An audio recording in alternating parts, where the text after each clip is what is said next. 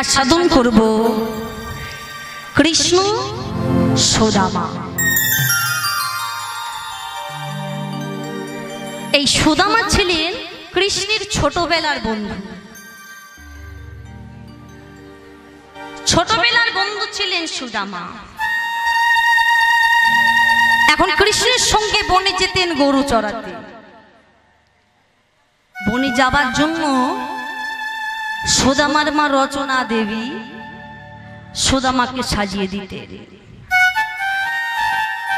কাছে ডাকতেন আর বলতেন, ওরে সুদামা, সুদামা,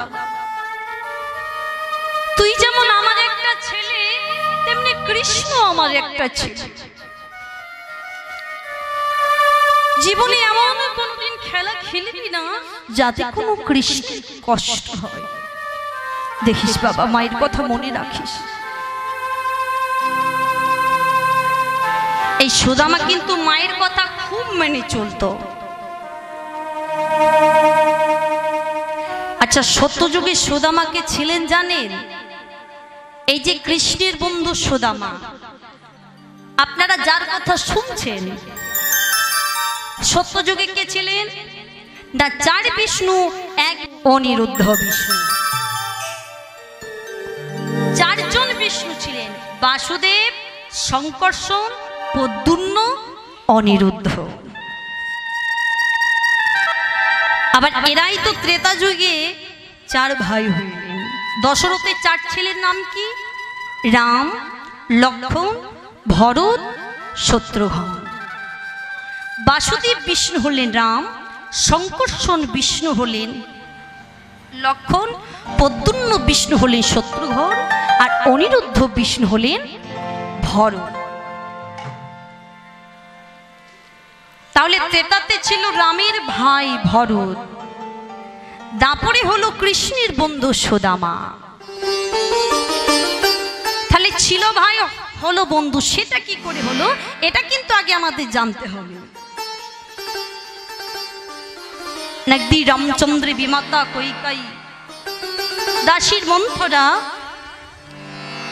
কুপরামর্শে দাদা রামচন্দ্রকে বনি বিদায় দিয়েছিল।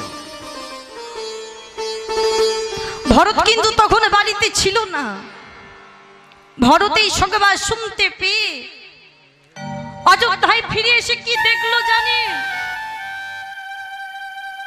অযোধ্যায় ফিরে এসে দেখলেন যে অযোধ্যার রাজপুরীটা একেবারে শ্মশানে পুরি করে দিয়েছে। দাদা রামচন্দ্র বাড়িতে নেই। পিতা দশরথ পরলোকে গমন করেছে।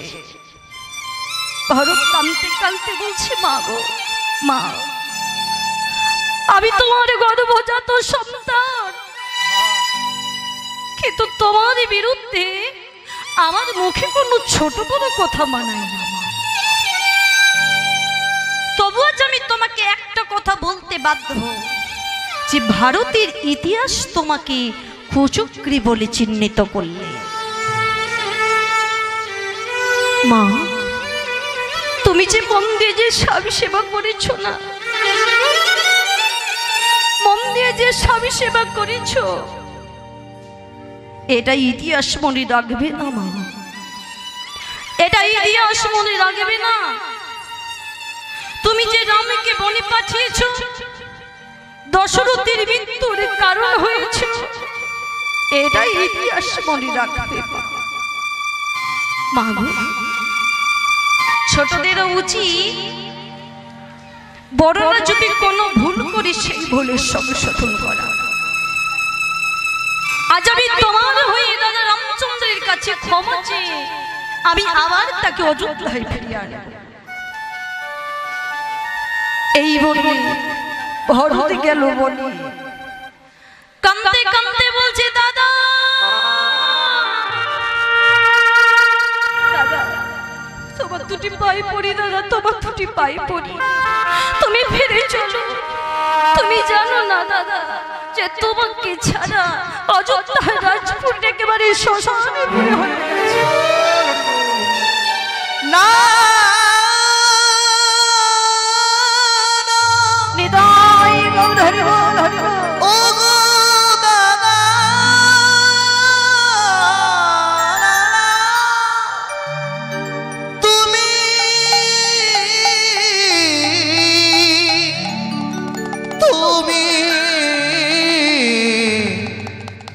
ঘরে ফিরে চলো ও গো দাদা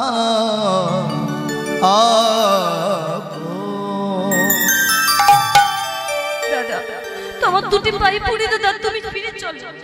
তুমি জানো না যে তোমাকে ছাড়া অযোধ্যার রাজপথ একেবারে শ্মশানে পুরো হয়ে গেছে। রামচন্দ্র বলে উঠল, ওরে ভাই বড় আজ তোর মতো ভাই পেয়ে গর্বে আজ বুকটা আমার ভরে উঠল রে। তাই বলে আমি অযোধ্যায় ফিরে যেতে পারবো না। আজকে যদি আমি তোর অনুরোধে অযোধ্যায় ফিরে যাই তাহলে ইতিহাস বলবে যে রামচন্দ্র বড় লোভী ছিল, তাই সে সিংহাসনের লোভে ভাইয়ের অনুরোধে অযোধ্যায় ফিরে এসেছে। না ভাই না, ইতিহাস আমি বিকৃত হতে দিতে পারবো না। আমার বাবাকে যখন কথা দিয়েছি তখন 14 বছর পূর্ণ না হলে আমি ফিরে যাব না। দাদা দাদা তোমার দুটি পায়ে পড়ি, দাদা তোমার দুটি পায়ে পড়ি, তুমি ফিরে চলো।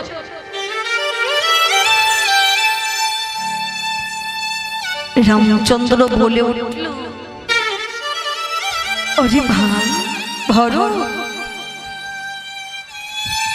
আজ তোর কোনো অনুরোধই নাকে হ্যাঁ করাতে পারবি না, তবে তোর অনুরোধ আমার জানা রইল 14 বছর পূর্ণ হয়ে গেলে আমি আবার অযোধ্যায় ফিরে যাব। তার আগে নয়, সত্যি কথা বলতে কি জানিস, তোর মতো ভাই পেয়ে না গর্বে আজ বুকটা আমার ভরে উঠল রে। দাদা তাহলে এক কাজ কর, তোমার পাদুকা দুটি আজ আমায় দাও। তোমার পাদুকা দুটি অযোধ্যা সিংহাসনের উপর রেখে তোমার রাজ্য যাতে অরাজকতা না হয় তাই তোমার হয়ে আমি 14 বছর রাজ্যটা শাসন করবো।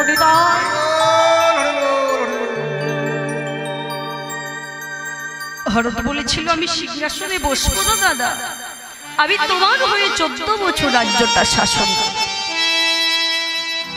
ওদিকে 14 বছর পূর্ণ হয়ে গেলে রাবণের সঙ্গে যুদ্ধ করে যুদ্ধে জয়লাভ করে ভগবান শ্রীরামচন্দ্র ফিরে এলেন।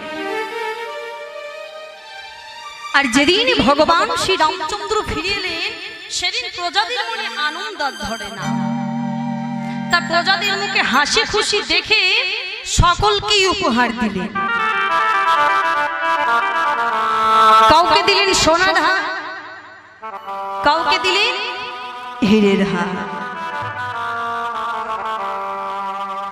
যে যা চাইছে তাকে দান উপহার দিচ্ছে। সর্বশেষে ভরতকে ডাকে, আচ্ছা ভাই ভরত, তুই যে আমার হয়ে 14 বছর রাজ্যটা শাসন করলি, কিন্তু তুই আমার কাছে কিছু উপহার চাইলি না ভাই। কি দিলি? সবাই তো খুশি হয়ে গেল, একটা উপহার চেয়ে নিল, তুই আমার কাছে কিছু উপহার চাইলি না ভাই। তখনই ভরত কেঁদে বলে, দাদা গো দাদা, নিজের ভাই মনে করি যদি তুমি আমায় কিছু দেবে ভাবো,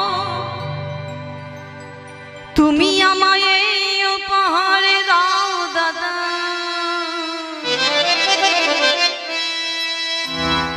এই আমি তোমার কাছে ভিক্ষারা চলে পেতে দিলাম, আমি তোমারই কাছে সোনা চাই না, হিরে চাই না, নিজের ভাই মনে করি যদি তুমি আমায় কিছু দেবে ভাবো, এই উপহারে দাও দাদা। আগামী জন্মে যদি তোমার আমারই জন্ম হয়, সেদিনই যেন ভাই করে জন্মে দিও না। ভরত বলছে, দাদা সেদিন যেন তুমি আমায় বন্ধু বন্ধু করে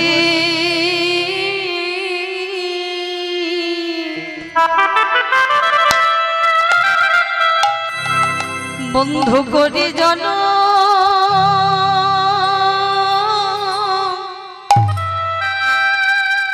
দিও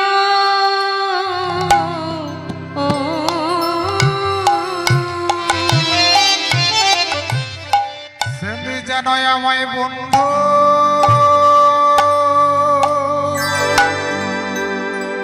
বন্ধু করে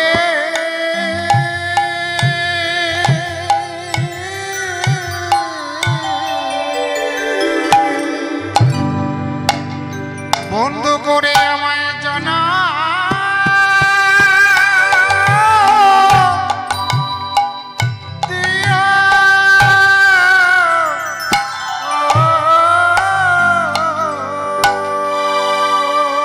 সেদিন যেন তুমি আমায় বন্ধু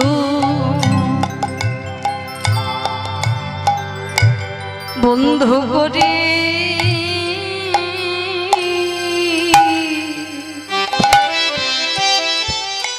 বন্ধু করে জন দিও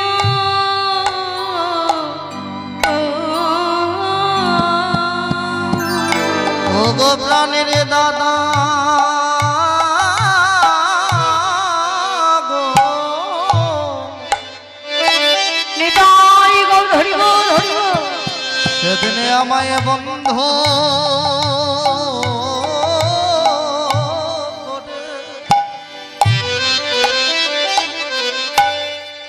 বন্ধু করে জন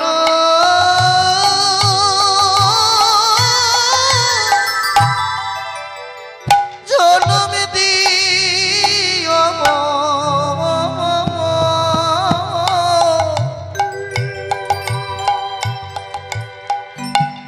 এই আমি ভিখারা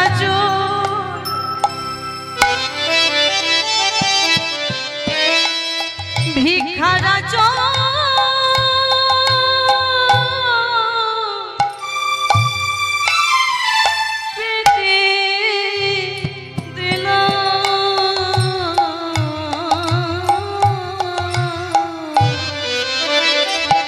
কেন জানো দাদা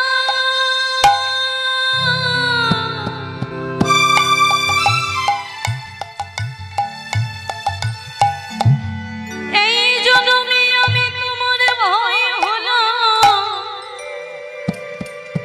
তাই আমি তোমার আদেশ পালন করতে বাধ্য রইলাম। কি বলো আমি তোমার বড় ভাই তুমি আমার ছোট ভাই তুমি আমাকে যে আদেশ করতে দেবে তা আমি পালন করতে বাধ্য। তুমি আমায় বললে আমার পদক নিয়ে বাড়ি ফিরে যাও আমি তোমার আদেশ মতো তোমার পদক নিয়ে বাড়ি ফিরে এলাম। কিন্তু আমি তোমার ভাই না হয়ে আমি যদি তোমার বন্ধু হতাম তাহলে তোমার আদেশ আমি শুনতামই না। যদি বন্ধু হতাম কি করতাম জানো তোমাকে জোরে করে টেনে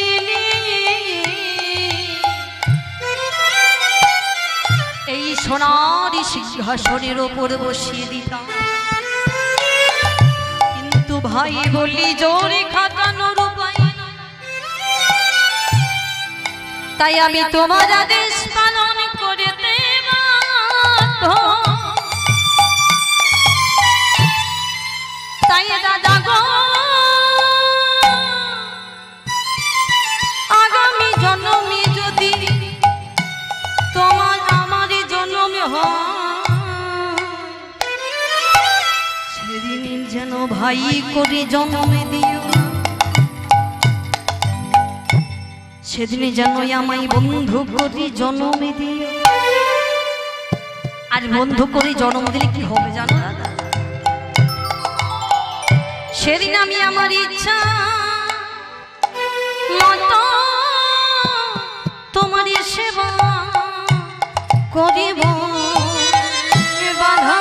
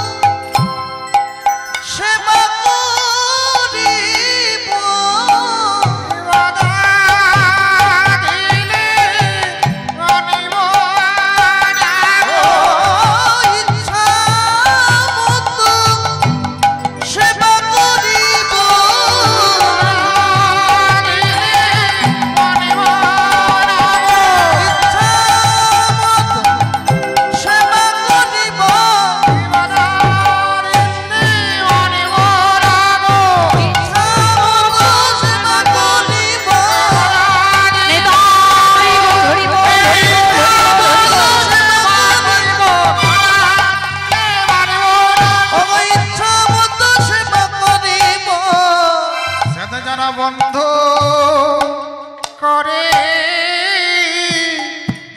জন দিও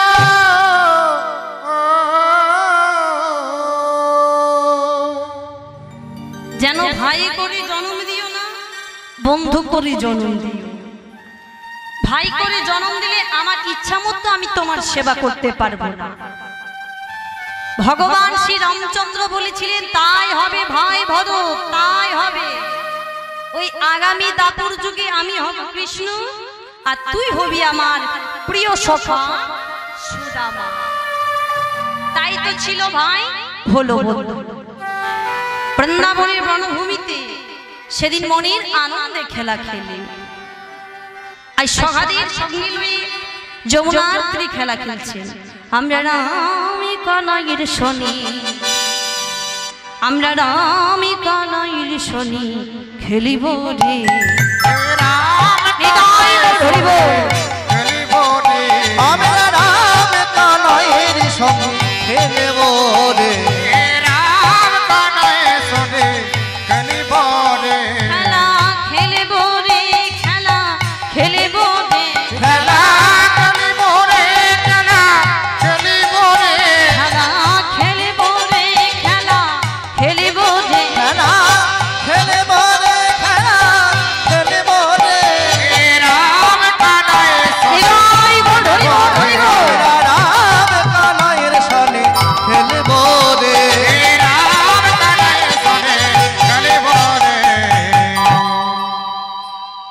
হ্যাঁ রে, খেলা তো খেলবি, কিন্তু আজকে কি খেলা হবে? আজকে খেলা হবে কাঁধে করা কাঁধে চোরা। আচ্ছা তোর আগে কি করবি বল? আমাদের চোরার দলে চড়বি? হ্যাঁ চড়বো আচ্ছা ভক্ত মন্ডলী, ভক্তিবতী মাইরা, আপনারা কোন দলে নাম লেখাতে চান? ও চোরার দলে বলে সবাই চড়ার দলে। বলে চড়তে যদি কেউ কি পায়, কেউ কেউ কাঁধে করতে চায়, চড়ার দলে নামটা বেশি ভালো লেখাতে চায়। কিন্তু সবাই চড়বে বলে তার তো হবে না, কাউকে তো কাঁধে করতে হবে নাকি? কেননা বাবা কৃষ্ণের বন্ধু কিন্তু কম ছিল না। আচ্ছা কৃষ্ণের বন্ধু কতজন ছিল? 24 জন। আর কৃষ্ণ বলরাম তো আছে মোট 26 জনের খেলা। তাহলে এই যে কৃষ্ণের বন্ধু 24 জন, এদের নামগুলো আপনারা শুনুন। শ্রীরাম, সুরাম, দাম, বসুদাম, সুবল, মহাবল, সুবাহু, মহাবাহু, স্তবকৃষ্ণ, অর্জুন, লবঙ্গ, মধুবঙ্গ। আচ্ছা মা কতজন হলো? হ্যাঁ গণেননি? হ্যাঁ বাবা কিন্তু গণে দিয়েছে 12 জন। এই 12 জনকে বলা হয় দ্বাদশ গোপাল। আরো 12 জন কি কি? হলয়ুধ, বরুদ্ধ, গন্ধর্ব, কিঙ্কিণী, অংশুমান, ভদ্রসীন, বসন্ত, বিলাসী, উজ্জ্বল, কোকিল, কলবিঙ্ক, পুণ্ডরী। তাহলে 12 জন 24 জন কৃষ্ণের বন্ধু। আর কৃষ্ণ বলরাম তো আছে মোট 26 জনের খেলা। বলে শোন, কাঁধে চড়বো বলে হবে না, লটারি করা হোক। যার কপালে লেখা আছে তাকে কাঁধে করতে হবে। এখন লটারিটা কি? একটা গাছ থেকে 26টি পাতা তুলে আনা হলো, আর ওই 26টি পাতার মধ্যে 25টি পাতা ভাগ রাখা হলো, আর একটা পাতার মাঝখানে ছিদ্রযুক্ত করা হলো। আর ওই 25টি ভালো পাতার সঙ্গে ছেঁড়া পাতাটি মিশিয়ে দেওয়া হলো। এখন লটারিটা হচ্ছে যে ছেঁড়া পাতাটি যার কপালে পড়বে সেই হবে চোর। তার দায়িত্ব হচ্ছে বাকি 25 জন বন্ধুকে কাঁধে করে যমুনা পুলিন থেকে বংশীপট পর্যন্ত নিয়ে যেতে হবে। কিরে, কানাইয়ের হাতে পাতা জমা থাকলো, এক এক করে টেনে নিয়ে যা। এবার সবার চোখ দুটি বেঁধে দেওয়া হয়েছে, কিন্তু কি জানি কৃষ্ণ অনুগত প্রাণী বড় জোড়া ঘর। তারা যে কানাইয়ে ছাড়া আমি জানি না, কানাইয়ে তাদের ভজন সাধন তন্ত্র মন্ত্র উপাসনা। কানাইয়ের হাতে পাতা ধরিয়ে দেওয়া আছে, সকালে এক এক করে কানাইয়ের হাতে পাতা টানে আর মনে মনে বলে আহা ভাই কানাইয়ের দোহাই লাগে ভাই কানাইয়ের দোহাই লাগে ও গো ভাই কানাই দোহাই লাগে যেন চরি না ভয় ভাই কানাইয়ের দোহাই লাগে আমি যেন চোর না হয় ভয় কানাইয়ের দোহাই লাগে আর আমি যেন চরি না হই তারা ভয়ে ভয়ে পাতা টানে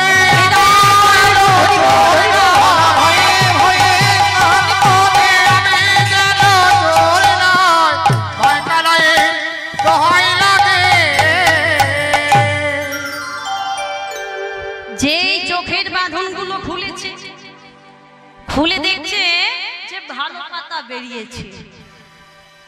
আচ্ছা ভালো পাতা কেন না? শাস্ত্রে বলছে যদি কোনো ভক্ত ভগবানের আতুল চরণে সবকিছু সমর্পণ করে দেয় তাহলে ভক্তদিন গোবিন্দ ভক্তকে কোনোদিন বিপদে ফেলতে পারে না। নিতাই গৌর সবার তো ভগবান বলে কিছুই জানি না, কানাই সর্বস্ব। কানাই ধ্যান জ্ঞান ভজন সাধন তন্ত্র মন্ত্র উপাসনা। যে কানাই দোহাই পাতাটি টেনেছে আর কি কানাই সখাদের ভাগ্যে ছেঁড়া পাতাটি ফেলতে পারে? তাই ভগবান আর ভক্তের ভাগ্যে ছেঁড়া পাতাটি ফেলতে পারলেন না। পাতা বেরোতে বেরোতে মানে ভালো পাতা বেরোতে বেরোতে শেষকালে ভগবানের ভাগ্যে থেকে গেল ছেঁড়া পাতা। তার সপ্রেমে মাতালা হয়ে খেলা খেলছে তো আগে নিজের পাতাটি না দেখে ওই সখাদেরকে জিজ্ঞাসা করছে, হরি শ্রীরাম, এই শ্রীরাম, আচ্ছা তুই কেমন পাতা পেয়েছিস? আরে দেখ না আমি ভালো পাতা পেয়েছি। ভালো পেয়েছিস না? হ্যাঁ দেখ না। ঠিক আছে। হ্যাঁ রে শুভ, তুই কেমন পেয়েছিস? ভালো পেয়েছি। ভালো পেয়েছিস? হ্যাঁ রে সুদামা, দেখি দেখি তোর পাতাটা দেখি কেমন। তোরা তো সবাই ভালো পাতা পেলি রে, আমার নিজের পাতাটা এখনো দেখো না। আগে নিজের পাতা নিজেকে দেখতে দিবি, তারপর তোকে দেখাবো। এবার কানাই করেছে কি, যে পাতাটি খুলেছে খুলে দেখছে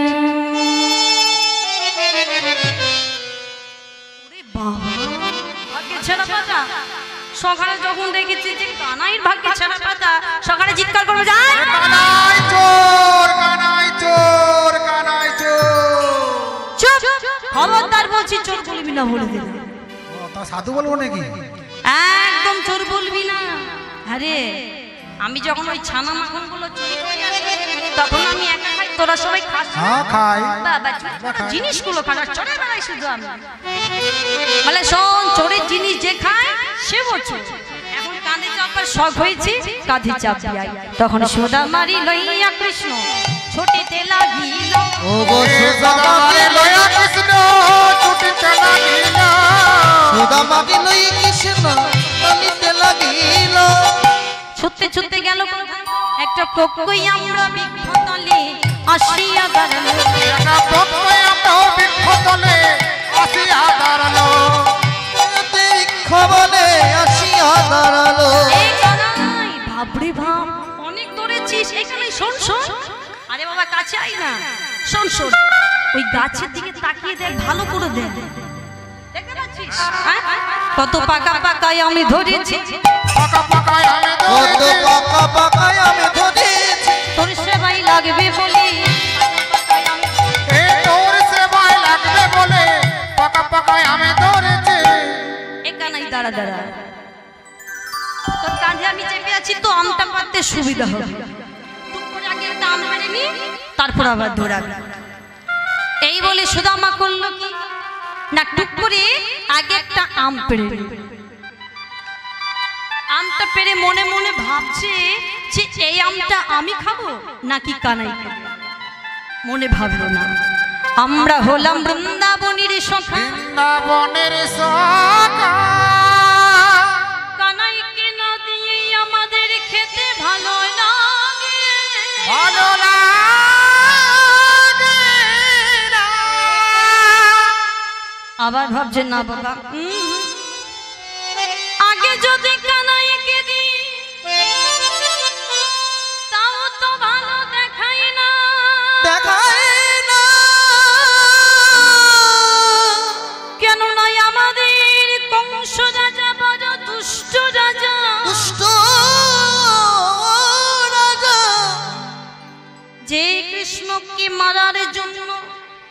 পুতনার বুকে বিষ মিশিয়েছে।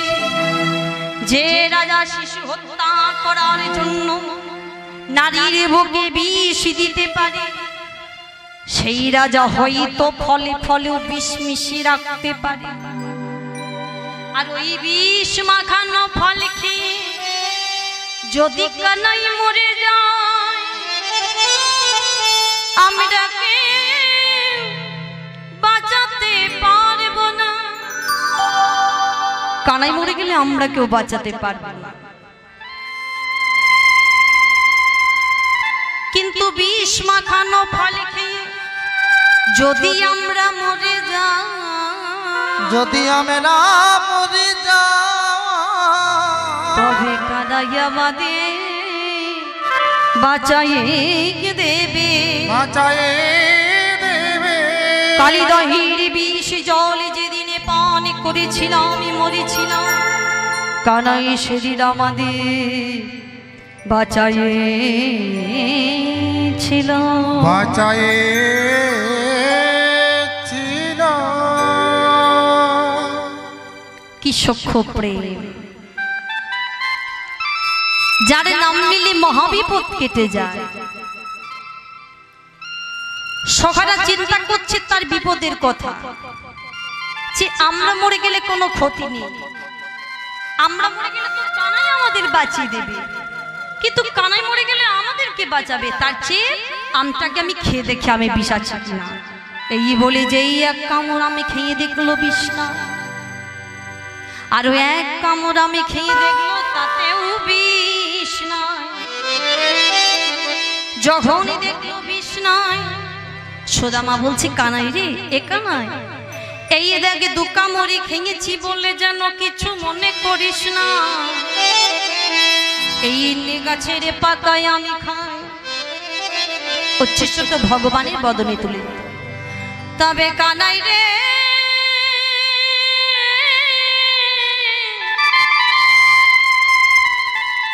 খেতে খেতে যদি ভালো লাগে, তবে দেখিস যেন সব আমটাই আবার খেয়ে নিস না। ভালো লাগলে সবটা খেয়ে নিস না কানাই, ওই তোর মুখে এঠোয়া যেন একটু আমার জন্য রাখি। সবটা খেয়ে নিস না কানাই, আমার জন্য একটু রাখিস, কেন জানিস? তোর এঠো বড় বড় মেঠো লাগে,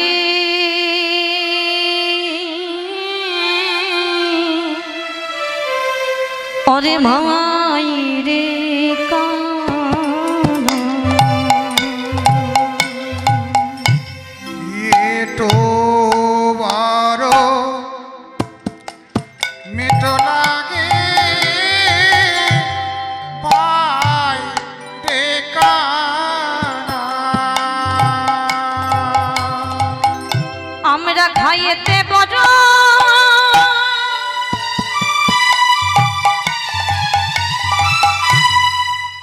বড় সুখ পাই,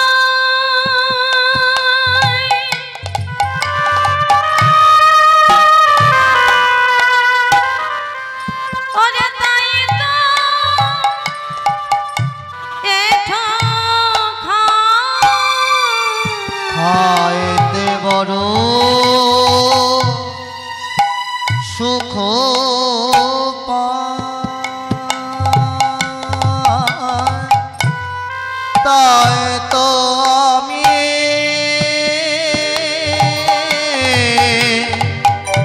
এঠো খাই।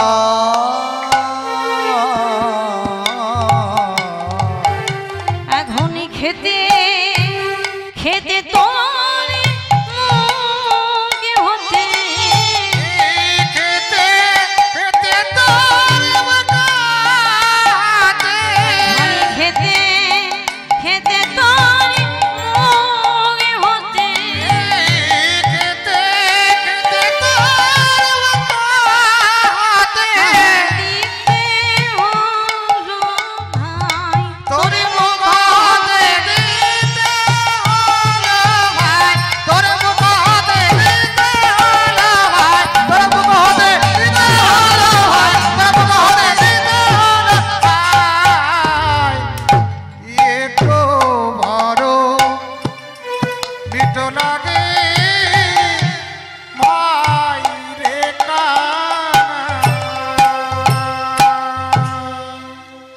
সুদামা, একটা সত্যি কথা বলবি? আচ্ছা সত্যি করে বলতো যে আমটা মিষ্টি বলে তোর ভালো লাগছে সেই জন্য চাইছিস, না আমার এঠো বলে ভালো লাগছে এই জন্য চাইছিস, কোনটা? বলে কানাই রে, তোর এঠো আমার খুব ভালো লাগে। বলে ভালো লাগলে হবে না, ভালো লাগলে কিছু দে তবে আমার এঠোটা দেব। তখনই সুদামা বলছি কানাই রে, আমার এই মনে প্রাণ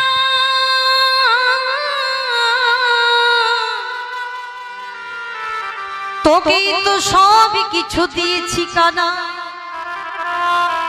তবে আর আমার দেবারে কি আরে বাকি আছে? তবু তুই যদি আমার কাছে কিছু নিতে চাস, এই দেখ আমার মা আমাকে দামি দামি গহনা পরিয়েছে,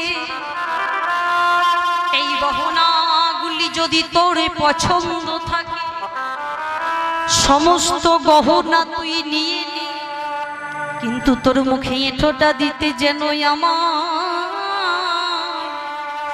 ভুলে যাস না। ভুলে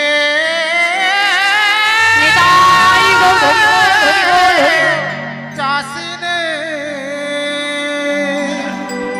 আজ ভক্তির কাছে তার এই দামি গহনাগুলো ছিল তুচ্ছ, ভগবানের প্রসাদের কাছে তার এই দামি গহনাগুলো ছিল তুচ্ছ। কানাই রে কানাই, এই গহনা তুই নিয়ে নে, এই গহনার কোনো কাজ নেই রে কানাই, কিন্তু তোর মুখে এঁঠোটা দিতে যেন আমায় ভুলে যাস না।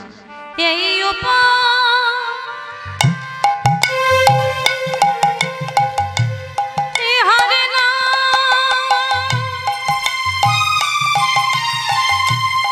খাইয়া আমার দিকে দা,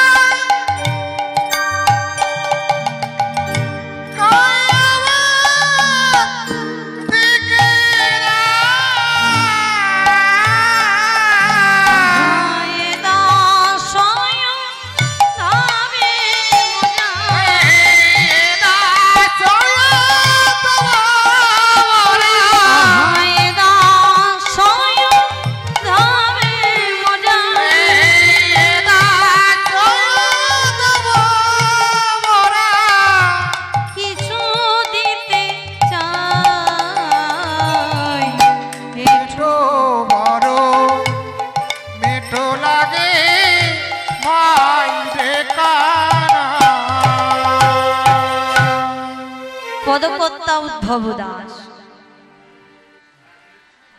এক পাশে দাঁড়িয়ে বলছে, হে সুদামা, তুমি তোমার এঁঠো খাবে, খেয়ে নাও, তাতে কোনো ক্ষতি নেই, ক্ষতি নেই, কিন্তু আমরা যারা লীলার পাশে দাঁড়িয়ে আছি যেন আমাদের কথা ভুলে যেও না, ভুলে যেও না।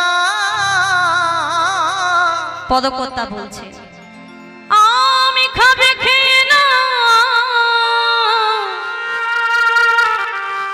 তাতে কোনো ক্ষতি নেই সুদামা, সুদামা, কিন্তু আমিটা খেয়ে আমের আঁটিটা যেন এদিক ওদিক ছুড়ে দিও না, ছুড়ে দিও না। এই আমরা আঁচলে পেতে দাঁড়াইয়ে আছি, তবে আমিটা খেয়ে আমের আঁটিটা যেন আমাদের এদিকে ছুড়ে দিও, আমরা সেই আশাতে বসে আছি।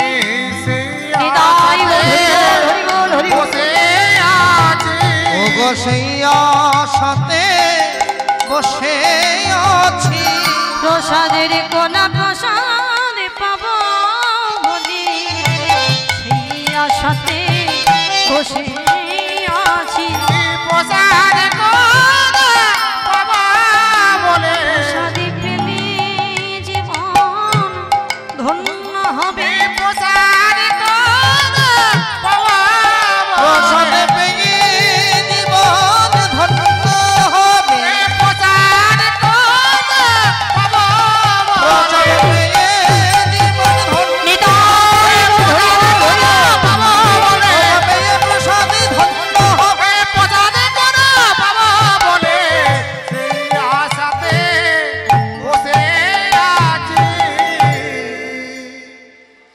অক্রুর মহারাজ যেদিন কৃষ্ণকে কংস ধনুর্যজ্ঞে নিমন্ত্রণ করলেন, মনে রাখবেন কৃষ্ণকে ধনুর্যজ্ঞে নিমন্ত্রণ করেছিলেন বটে, কিন্তু আসলে তা নয়, এটা ছিল তার ভাওতাবাজ। কংসের মনের ইচ্ছে ছিল যে পৃথিবীর লোকে জানবে যে আমি কৃষ্ণকে ধনুর্যজ্ঞে নিমন্ত্রণ করেছি।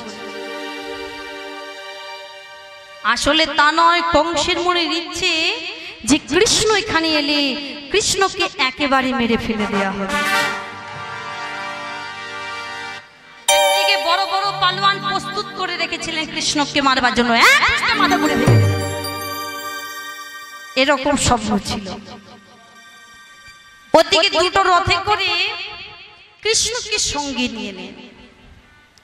একটা রথের উপরে চেপেছিলেন কৃষ্ণ, বলরাম আর নন্দ মহারাজ, আরেকটা রথের উপরে চেপেছিলেন কৃষ্ণের যত বন্ধু বান্ধব।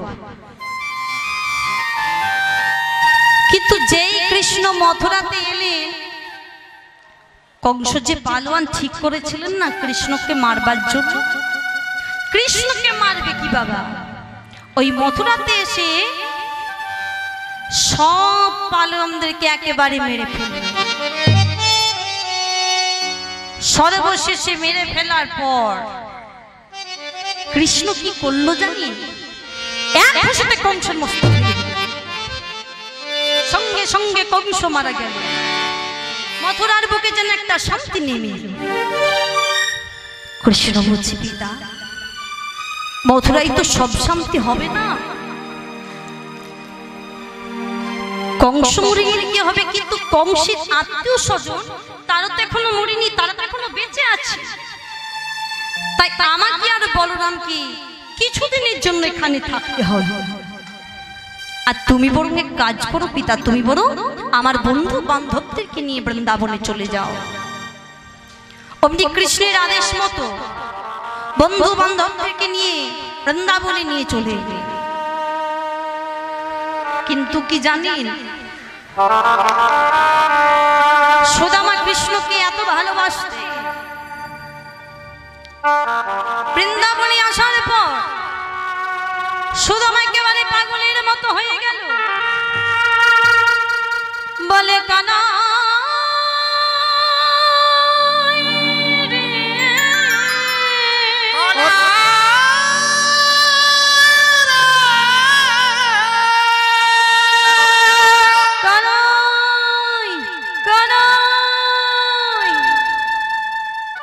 সারা বৃন্দাবন ঘুরতে লাগলো।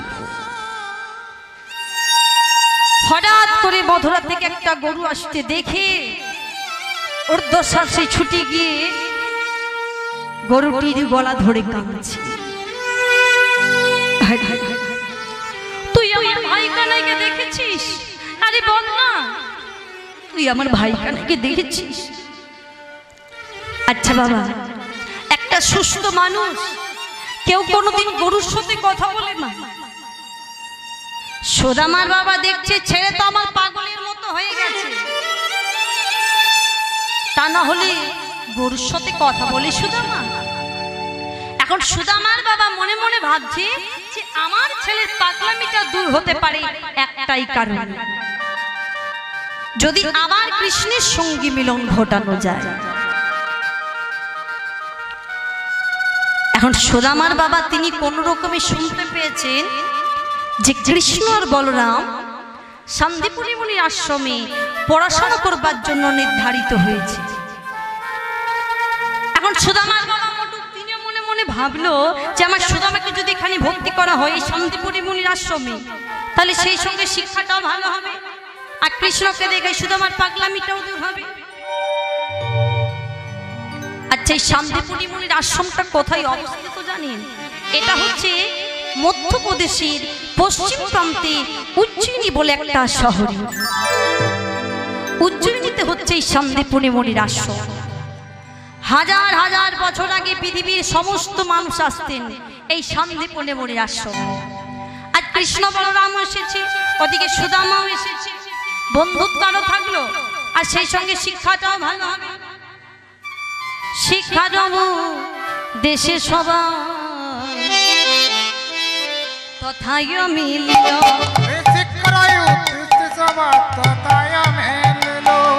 শিক্ষা দেব দেশে সবাই তথায় মিলিল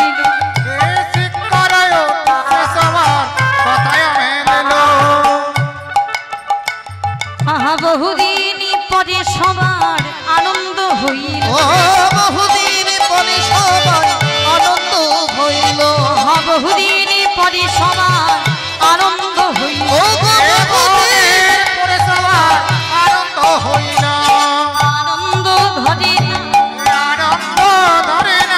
আনন্দ ধরে না আনন্দ ধরে না কৃষ্ণ সুদা মারি তরে আনন্দ ধরে না কৃষ্ণ সুদা মারি তরে বহুদিন পরে সভারে বহুদিন পরে সুধারে বহুদিন পরে সুধারে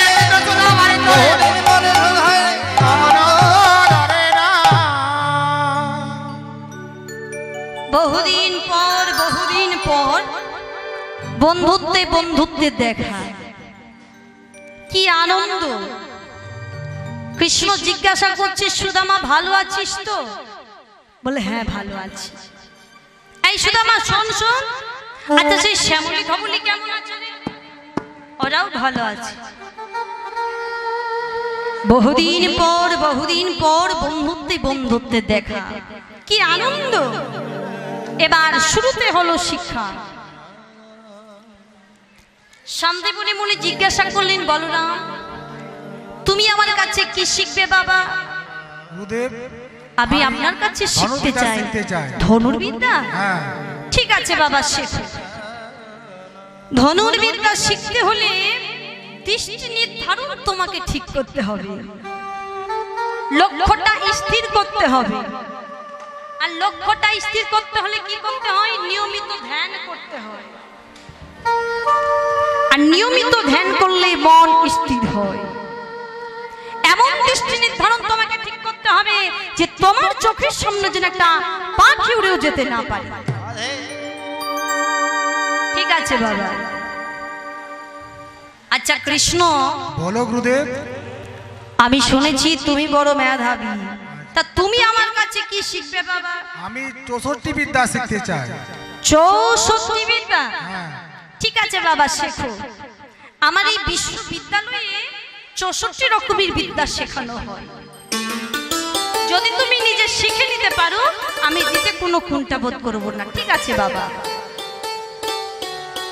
আচ্ছা সুদামা তুমি আমার কাছে কি শিখবে বাবা আমি বেদ শিখতে চাই বেদ ওরে বাবা বেদে তো সহজ জিনিস নয় সুদামা বেদ হচ্ছে ব্রহ্ম বেদ হচ্ছে সাক্ষাৎ ঈশ্বর আর ব্রহ্মকে যে আচরণ করে সেই হচ্ছে ব্রাহ্মণ বেদ শিখতে হলে মন আগে সুস্থ রাখতে হয় আর মন যদি কারো সুস্থ না থাকে সেই মনে বেদ পাঠ করলে বেদের মন্ত্র সফল হয় না নিতাই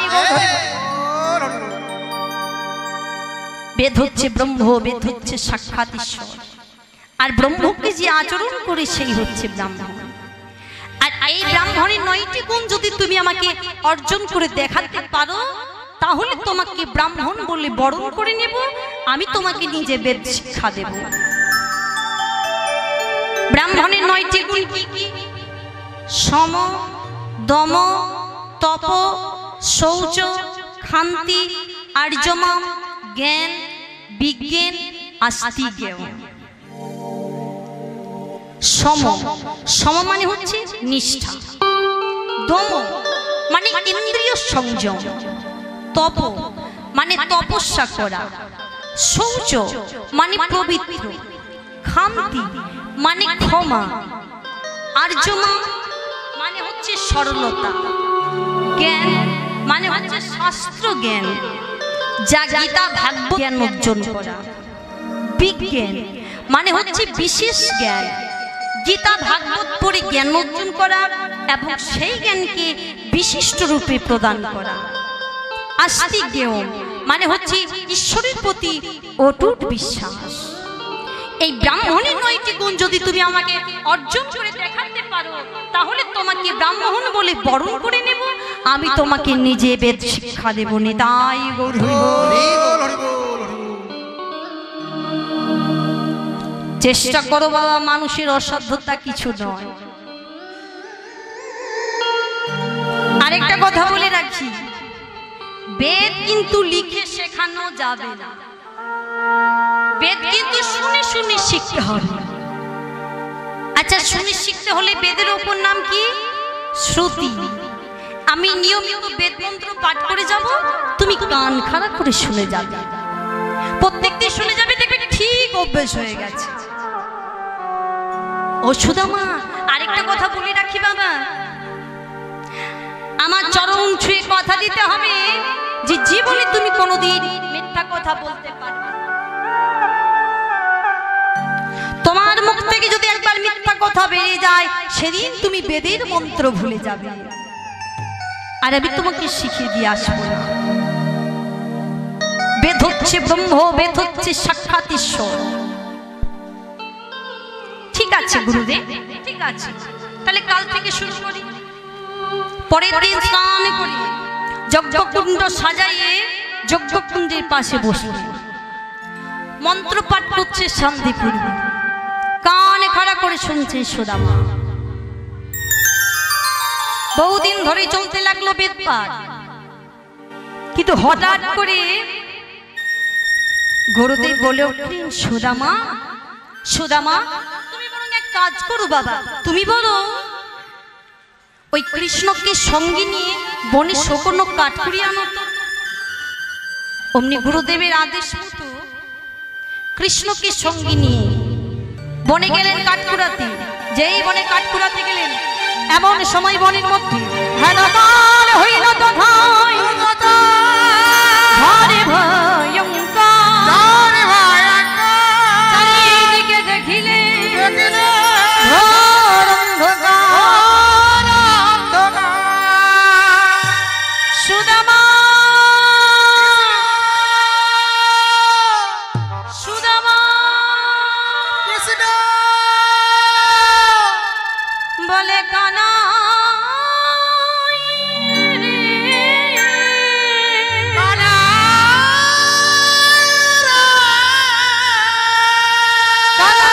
কানাই, আরে এদিকে আয়, ওরে এদিকে আয় না, তোর বন্ধু যতক্ষণ তোর কাছে আছে তোর কোনো বিপদ হতে দেব না।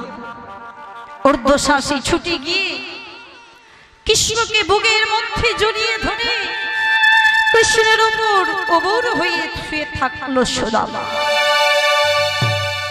প্রচন্ড ঝড় বৃষ্টি, বড় বড় শিলা পড়ছে সুদামার পিঠে, পিঠ বেঁধে সহ্য করছে সুদামা, কিন্তু কৃষ্ণের অঙ্গে কোনো আঘাত লাগতে দেয়নি।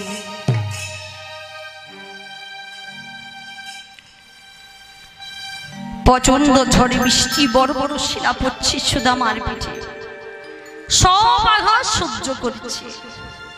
কেন জানেন? সুদামার মা রচনা দেবী তিনি বলেছিলেন, ওরে সুদামা, তুই যেমন আমার একটা ছেলে, তেমনি কৃষ্ণ আমার একটা ছেলে। জীবনে এমন কোনোদিন কাজ করবি না, এমন কোনো কাজ করবি না যাতে কোনোদিন কৃষ্ণের কষ্ট হয়। বুকের মধ্যে জড়ানো অবস্থায় কৃষ্ণ কাঁদছেন আর বলছেন, ওরে সুদামা, তুই আমাকে এত ভালোবাসিস, বড় বড় শিলা পড়ছে তোর পিঠে, আর তুই সব আঘাত সহ্য করে আমার বুকের মধ্যে জড়িয়ে ধরেছিস। শোন সুদামা, আজ আমি তোকে একটা কথা বলি রাখি বন্ধু, এই ভবিষ্যতে যদি তুই কোনোদিন কোনো বিপদে পড়িস, এই বন্ধুর কথা একবার স্মরণ করিস। নিতাই গৌর হরি বল, হরি বল।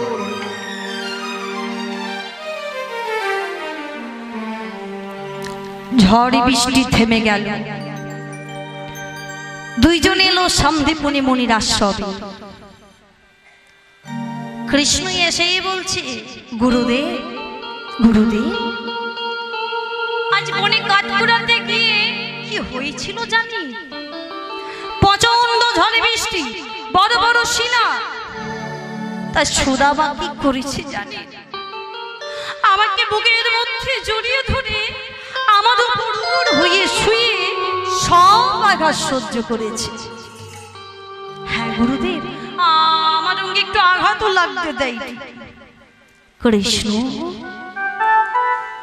আমি সবই জানি বাবা, জেনে বুঝি আমি তোমাদের বনে পাঠিয়েছিলাম।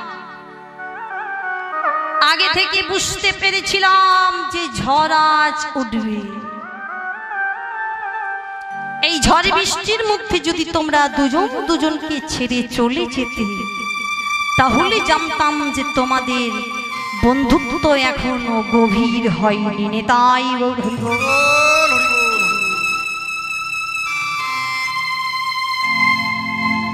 আগে থেকেই বুঝতে পেরেছিলাম যে ঝড় আজ উঠবে। কৃষ্ণ, তোমাকে একটা কথা বলে রাখি বাবা, এই কৃষ্ণ সুদামা যেমন তোমাকে বিপদ থেকে রক্ষা করেছে, তোমার উপর একটা দায়িত্ব দিয়ে গেলাম বাবা। এই ভবিষ্যতে যদি কোনোদিন কোনো বিপদে পড়ে, তুমি তাকে রক্ষা করো। যা, আজ হইতে তোমাদের বিদ্যা শিক্ষা শেষ। আমি নিজের হাতে একটি করে পাগড়ি বেঁধে দেব, যে পাগড়ি রং দেখলে বোঝা যাবে কে কত বড় পণ্ডিত, কে কোন ধরনের পণ্ডিত, কার কতখানি গুণগত মান। রং দেখলেই বোঝা যাবে।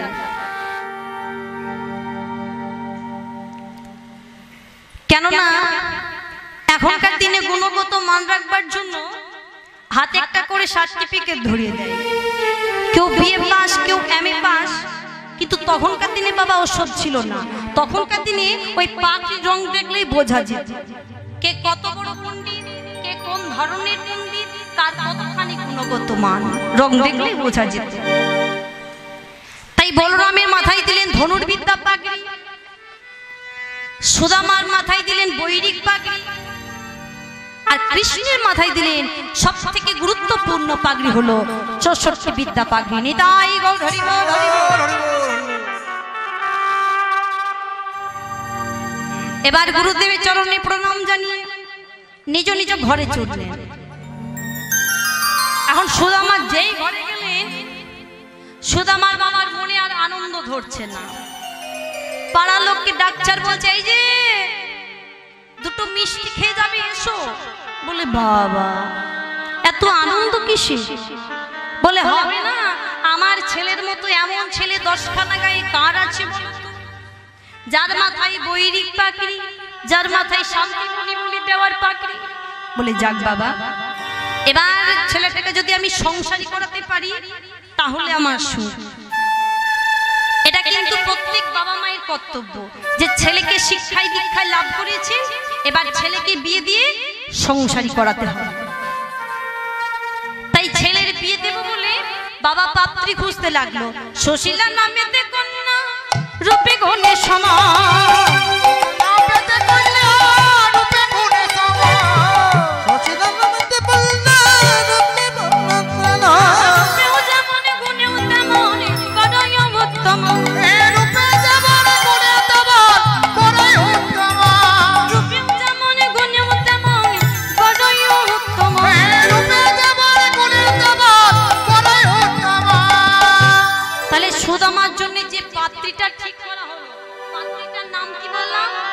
সুশীলা।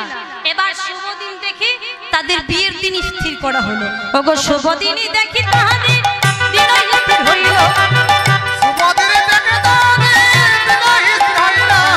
আনন্দেতে পরশিনা সবে আসিয়া মিলল।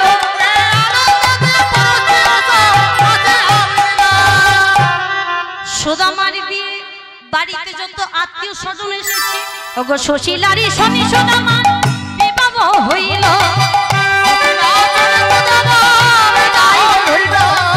সুশীলারই শনি সুদামা বিবাহ হইল। দুজনে দুজনের সঙ্গে আবদ্ধ হইল।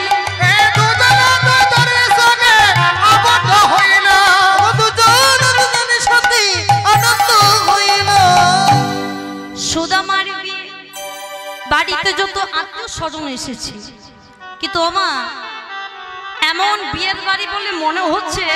আচ্ছা, বিয়ের বাড়িতে গিয়ে কি করতে হয় গো? হ্যাঁ, উলুধ্বনি। শুধু বিয়ের বাড়ি নয়, যে কোনো হরিবাসরে হরিনাম শুনতে এসে সকল ভক্তবৃন্দ দুটি বাহু তুলে হরিধ্বনি, আর মায়েরা যদি উচ্চৈঃস্বরে উলুধ্বনি না করেন সেটাকে হরিবাসর বলে মনে হয় না। কেন জানেন? বলছে হিন্দু ঘরের মেয়েরা বিয়ের পরে যদি মাথায় সিঁদুর না পরে, হাতে যদি শাখা না পরে, মাথায় যদি ঘোমটা না নেয়, সেই মেয়েকে যেমন হিন্দু ঘরের বউ বলে মনে হয় না, ঠিক তেমনি হরিবাসরে হরিনাম শুনতে এসে সকল ভক্তবৃন্দ দুটি বাহু তুলে হরিধ্বনি, আর মায়েরা যদি উচ্চৈঃস্বরে উলুধ্বনি না করেন সেটাকে হরিবাসর বলে মনে হয় না। যখনই যে কোনো হরিবাসরে যাবি সবসময় উলুধ্বনি আর হরিধ্বনিতে হরিবাসরটিকে ভরিয়ে রাখবে।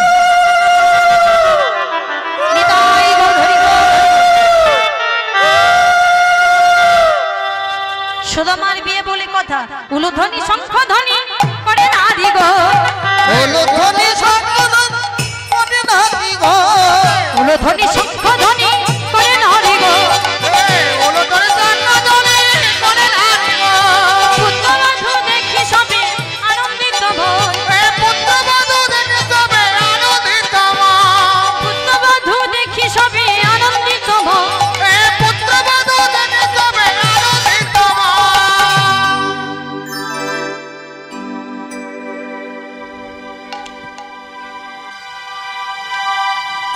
ঘরে নতুন বউ এসেছে, ও মাইরা বাবার মনে আর আনন্দ ধরছে না, ছেলের বিয়ে হয়েছে, খুব আনন্দ, সবার কাছে নিয়ে যাচ্ছে বৌমা দেখা দেখি।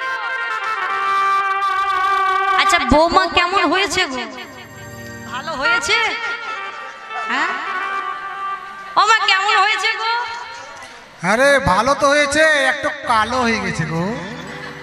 ভালো, কিন্তু গায়ের রংটি একটু কালো না? হ্যাঁ, যাইনি তাই কালো হলেও তো খুঁজে খুঁজে বের করেছে নাকি গো মা? হ্যাঁ, যাইনি তাই আমার ছেলে বৌমাকে একটু আশীর্বাদ করবেন যেন ওরা সুখে শান্তিতে থাকতে পারে। ছেলের বিয়ে হয়েছে, সবার কাছে বৌমা দেখাতে নিয়ে যাচ্ছে, আনন্দ আর ধরছে না।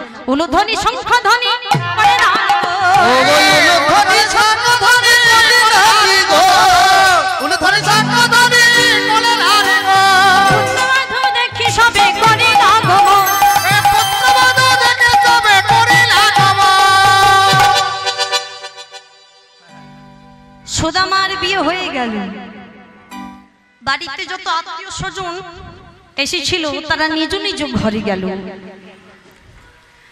সুদামার শাস্ত্রী গেল বাসক সজ্জায়। বাসক সজ্জায় গিয়ে বলছি, সনগিন্নি, প্রথমে তোমাকে একটা কথা জানিয়ে রাখি, আমি কিন্তু গুরুদেবের চরণ ছুঁয়ে কথা দিয়েছি যে জীবনে আমি কোনোদিন মিথ্যা কথা বলতে পারবো না। অগগিন্নি, সংসারে যেমনই পরিস্থিতি আসুক না কেন, মিথ্যা কথা বলে আমি অর্থ উপায় করতে পারবো না।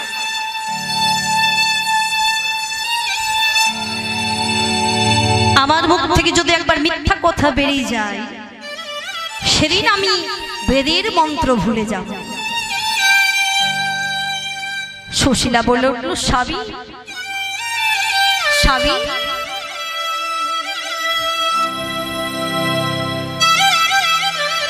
তুমি যেমন সত্য পথে চলতে ভালোবাসো, সত্য কথা বলতে ভালোবাসো, আমিও তেমনি সত্য পথে চলতে ভালোবাসি।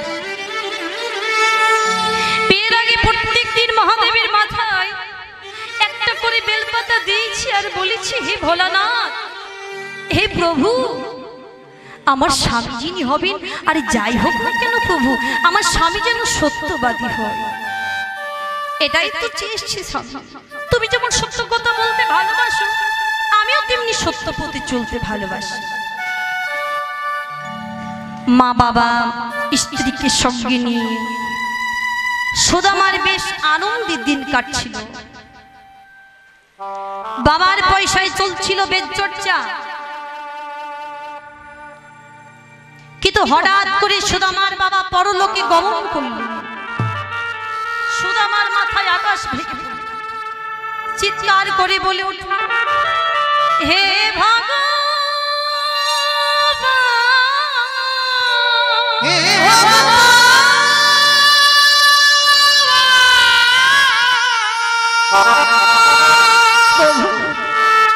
তুমি কি করলে? সংসার তো কি জিনিস তা তুমি জানি না। এই সংসার চালাতে হলে কোত্থেকে আসবে টাকা, কিভাবে খরচা হবে টাকা, তা তো আমি কিছুই জানি না। কারণ মাথার উপরে ছাদের মতো ছিল আমার বাবা। এখন আমি কি করব বলতে পারো? জয় জয় তাই বাবার পয়সায় চলছিল বেদ চর্চা, কিন্তু বাবার সম্পত্তি বসে বসে খেলে কদিন চলবে। তাই অবশেষে রাস্তা ধারে একটা তাল পাতা কুড়ে করে সুশীলাকে সঙ্গে নিয়ে বাস করতে লাগলো। তাতে যে কয়েকজন ছাত্রছাত্রী আসতো পড়াশোনা করবার জন্য, তাতে তো বেশিরভাগ ছাত্রছাত্রীরাকে দক্ষিণায় ফাঁকি দিত। তবু সুদামা মুখ ফুটে কারো কাছে টাকা পয়সা চাইতে পারত না।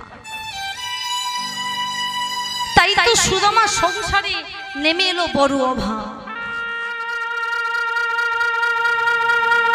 সুশীলা বলে উঠল, স্বামী স্বামী, আমাদের সংসারে যখন এত অভাব,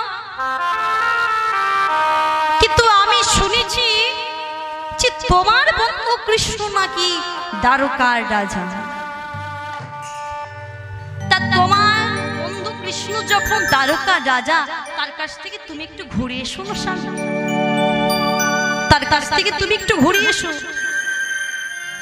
সম্প্রতি দ্বারকা পড়ি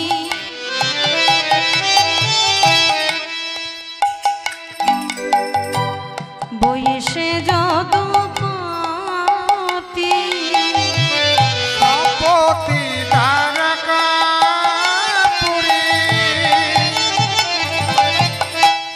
বইসে যদুপতি নাথের নাথ সে অগতির অনাথে নাথ সে অগতির যদি কেহ মনে প্রাণে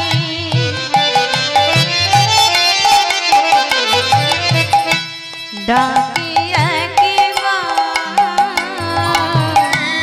যদি কিন্তু এনে দিতে পারো দারি খনা দরি করে দারিদ্র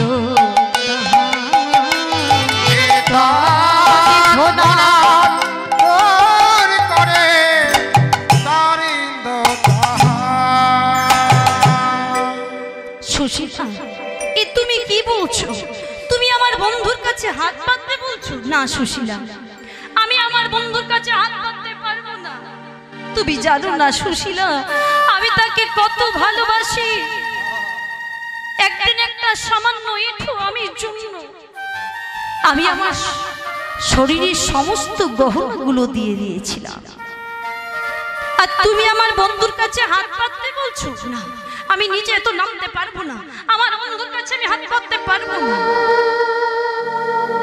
সুশীলা বলে উঠল, স্বামী স্বামী, ভুল করছো। আমি তো তোমাকে একটিবারের জন্য তোমার বন্ধুর কাছে হাত পাততে বলিনি। এটা আমি বলতে চাইনি স্বামী, এটা আমার বলার উদ্দেশ্য নয়।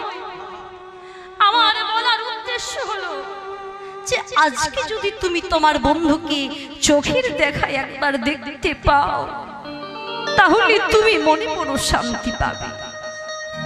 ওগো স্বামী, মনে যদি কারোর শান্তি থাকে, তাহলে সংসারে সমস্ত দুঃখ হাসি মুখে সহ্য করা যায়। তাই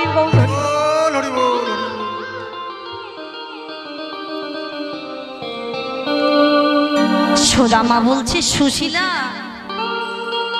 এই একটা দামি কথা বলেছ,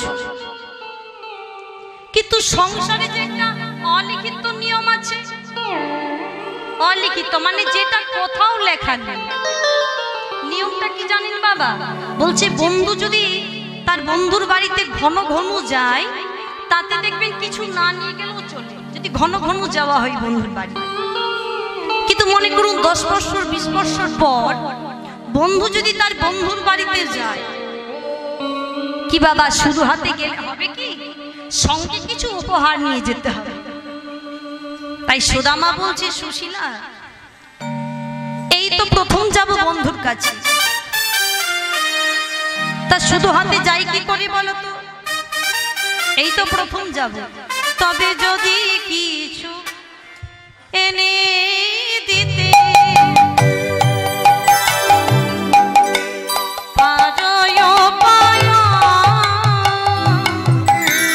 যদি কিছু এনে দিতে পারো উপায়া,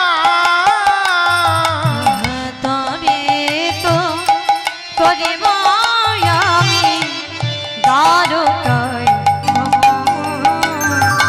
তবে তো করিব আমি আরো কায়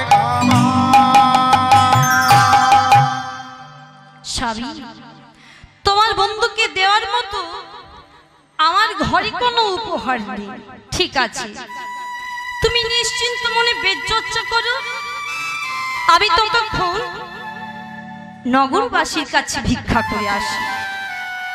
নগরবাসীর কাছে ভিক্ষা করে যেটুকু পাবো সেইটুকু তুমি তোমার বন্ধুর কাছে নিয়ে যাবে। এই বলে সুদামার স্ত্রী সুশীলা গেলেন নগরবাসীর কাছে ভিক্ষা করতে। আমায় ভিক্ষা দাও